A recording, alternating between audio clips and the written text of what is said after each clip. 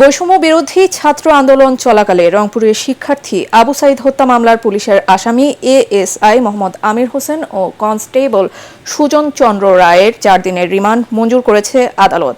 সকালে Rangpur metropolitan magistrate বিচারক মোহাম্মদ আসাদুজ্জামানের আদালতে মামলার তদন্তকারী কর্মকর্তা 5 দিনের রিমান্ড চান। আদালত তাদের 4 দিনের রিমান্ড মঞ্জুর করেন। পরে পুলিশ ও সেনাবাহিনীর কড়া পাহারায় তাদের আদালত থেকে নিয়ে যায় পুলিশ ব্যুরো অব ইনভেস্টিগেশন। কোটা পদ্ধতি সংস্কার আন্দোলনে 16 জুলাই পুলিশের গুলিতে বেগম রোকেয়া বিশ্ববিদ্যালয়ের শিক্ষার্থী আবু সাইদ মারা যান।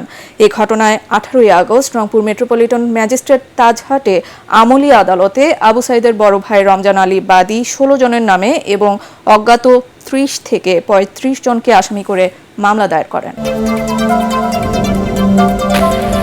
শেখ হাসিনার অতীত ইতিহাস স্বার্থপরের মতো দেশ থেকে পালানো বলে দাবি করেছেন বিএনপির সিনিয়র যুগ্ম মহাসচিব রুহুল কবির রিজভী। শেখ হাসিনা বিগত 15 বছরে এত অন্যায়, অবিচার, দুর্নীতি করেছেন যে জনরোষ থেকে বাঁচতে 5 আগস্ট তাকে দেশ থেকে পালাতে হয়েছে বলেও মন্তব্য করেন তিনি। যাত্রাবাড়ি এলাকায় ছাত্র জনতার গণ আন্দোলনে পুলিশের গুলিতে নিহত কয়েকটি পরিবারের সদস্যদের দলের পক্ষ থেকে সহায়তা তুলে দিতে গিয়ে তিনি একথা বলেন। 25 জেলায় ডিসি নিয়োগ সহ বিভিন্ন প্রতিষ্ঠানে রদবদলে আবারও স্বৈরাচার শেখ হাসিনা সরকারের আস্থাভাজন ও সুবিধাভোগীদের পুনর্বাসন করা হচ্ছে বলে অভিযোগ করেন রিজভী। ভারপ্রাপ্ত চেয়ারম্যান তারেক রহমানের নির্দেশে বিএনপি বৈষম্য বিরোধী আন্দোলনের শহীদ ও আহতদের পরিবারের পাশে রয়েছে বলে জানান দলের এই মুখপাত্র। গণসংহতি আন্দোলনকে নিবন্ধন দিতে হাইকোর্টের রায় স্থগিত চেয়ে নির্বাচন কমিশন যে আপিল করেছিল তা প্রত্যাহারের সিদ্ধান্ত নিয়ে আপিল বিভাগে আবেদন করেছে নির্বাচন কমিশন।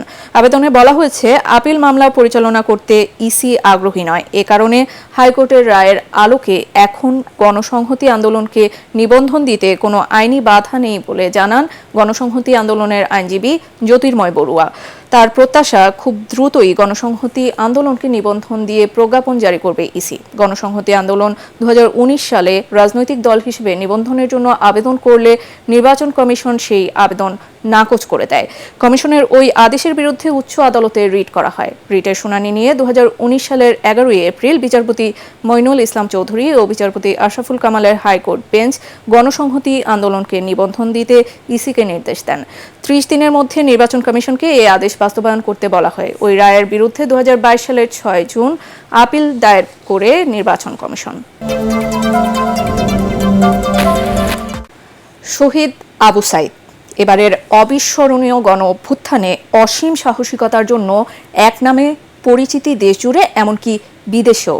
রংপুরে তার গ্রামের বাড়ি গেছেন প্রধান উপদেষ্টা ডক্টর ইউনূস সহ অনেকেই, এখনও যাচ্ছেন, কিন্তু দুঃসহ বেদনার কঠিন স্মৃতি আর অসহায়ত্ব যেন কাটছেই না শহীদ আবু সাইদের পরিবারের।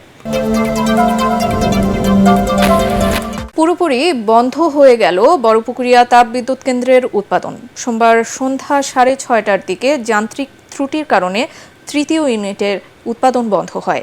বিদ্যুৎ কেন্দ্রটির 3টি ইউনিটের মধ্যে প্রথম ও দ্বিতীয় ইউনিট আগে থেকে বন্ধ থাকলেও সচল ছিল 3য় ইউনিটটি। এবার সেটিও বন্ধ হয়ে গেল। এই ইউনিট থেকে প্রতিদিন 200 মেগাওয়াট বিদ্যুৎ জাতীয় গ্রিডে সরবরাহ করা হচ্ছিল। ইউনিটটিতে জ্বালানি তেল সরবরাহের হাইড্রোলিক অয়েল পাম্প নষ্ট হয়ে যাওয়ার কারণেই উৎপাদন বন্ধ হয়ে গেছে বলে জানিয়েছে কর্তৃপক্ষ, যা ঠিক করতে 2 সপ্তাহ সময় লাগতে পারে। 3য় ইউনিটের অপর পাম্পটিও দীর্ঘদিন ধরেই বন্ধ।